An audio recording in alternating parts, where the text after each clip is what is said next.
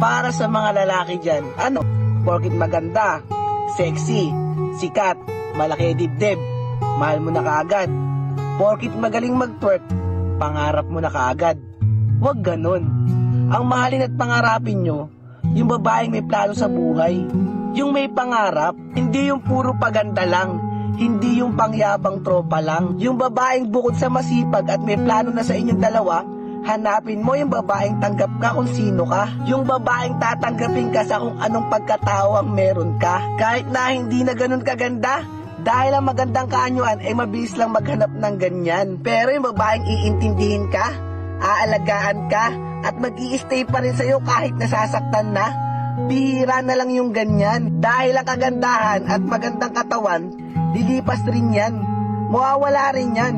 Natural lang yun dahil tatanda rin naman kayo. Pero yung babaeng sasamahan ka pa rin yung mga pangarap mo, yung babaeng sasamahan ka sa mga bagay na gustong gusto mo, yan yung piliin nyo. Dahil yung panlabas na kaanyuan, bonus na lang yan.